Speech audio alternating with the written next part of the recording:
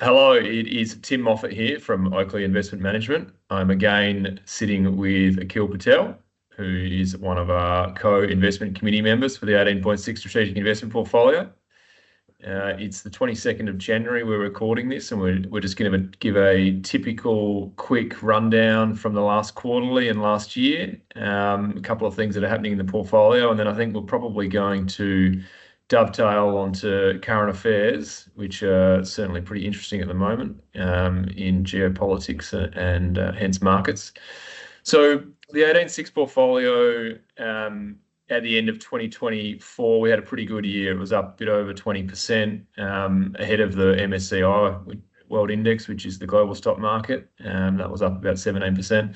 And the All Ords, including DIBS, was up about 11, so it was nearly double that. So we had a very good year.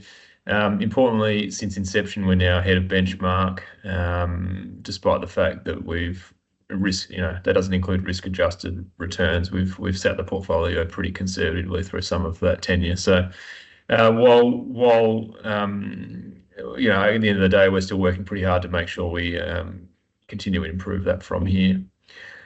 And during the last quarter, we really started to see, I guess, what we see as typical second half expansion stocks start to perform for us. Whilst we had one stock was up, IPX up about nearly 70%. Gold stocks were I guess, as a sector, certainly the biggest collective contributor to the portfolio. And also we started to see the fire stocks, so finance, insurance, and real estate stocks start to perform too. So I think that looks good. That is certainly beneficial to the portfolio. And I guess in the first, it's very early this quarter in 2025, but we've had a good start to the year so far. It's up around about another 4%. So what happened inside the portfolio? Looking towards the latter end or the more recent changes, we added some global banks, BNKS exposure, and we also added a bit of emerging markets for the first time, and we added to our positions in QHAL and QSML, which is effectively global quality, large cap and small cap. So that's the top level, I guess, summary of what's been going on in and around the portfolio. But the last couple of days, we've had President Trump officially take control. Some pretty wild behaviours going on, which I guess shouldn't be too surprised given where we are in the real estate banking cycle. But why don't you give us a bit of a picture from how you're seeing the world, Akhil? I think I'm sure everyone would love to hear. Brilliant. Thanks so much, Tim.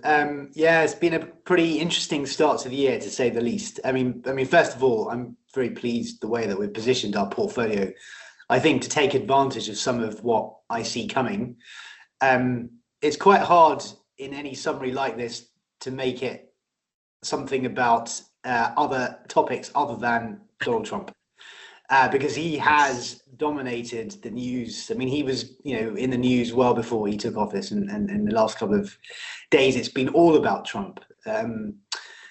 I think the first thing to say, and I outlined this in my book, and this is very much behind the philosophy of our portfolio, is that we are where we are in the cycle. We've always said that we're approaching the peak. It's the mania phase, as I say in my book. And what the mania phase is highly speculative, very emotion-driven approach to markets. Even before Trump took office, we were seeing some of that.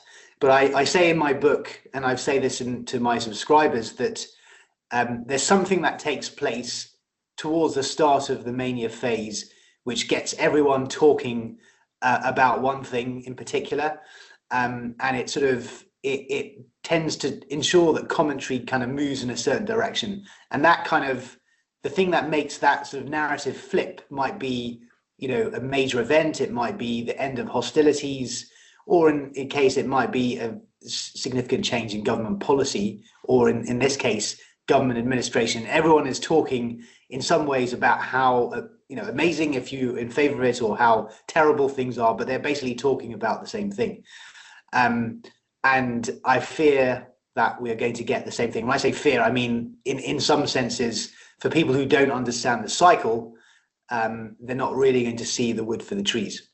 Now, in Yes. terms of the outlook for the year, I mean, I think we've seen some signs in the news in the UK recently. It was about how the government is trying to stimulate the property market by loosening lending standards. That's something you always see at this point in the cycle. We've had Trump talking up various things about how he's a peacemaker. That's pretty bullish for markets. He's pro-business. He mentioned that in his inauguration. That's good for markets as well if he follows through with policies. But what I'm really interested in is the kind of crazy behavior. And you sent me a link to a story this morning about how the Trump coin appreciated 180 times in a weekend. And this is quite interesting. The way that the person phrased it was that's more than the entire US stock market since inception. Now, I don't know if that's true or not. Point isn't, it's not really relevant. The point is, though, that people are talking in those ways. And it's essentially putting together the narrative that this time is somehow different, it's unique, we're in a new era. Trump himself said it's a golden age for America. And I think a lot of people actually believe it. And I suspect that over the next couple of years, markets will respond accordingly. And so it's very important for you to have a framework for your investing where you can actually take a slightly more sober view of what's going on. Not get too carried away, by means take advantage of big moves, but don't get carried away. And that's certainly what we try to do with our portfolio.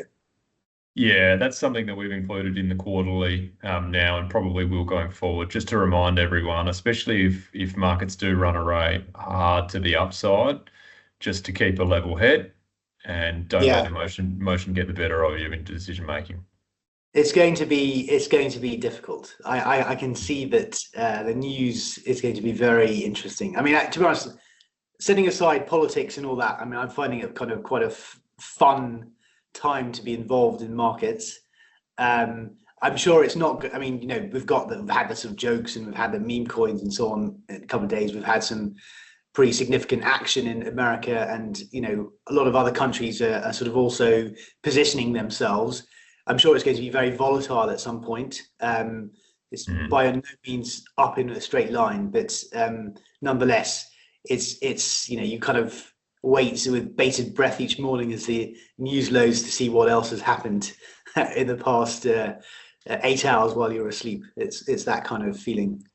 Yeah, well, it's certainly coming out thick and fast today, and probably will for the next couple of weeks. So yeah, exactly. Let's see. All right, fantastic. I think that's a really good little snapshot. Brilliant from you, as usual. I really appreciate it, and I think everyone else will too. So let's wrap it up, and we'll try and do another one in another 4 to 6 weeks.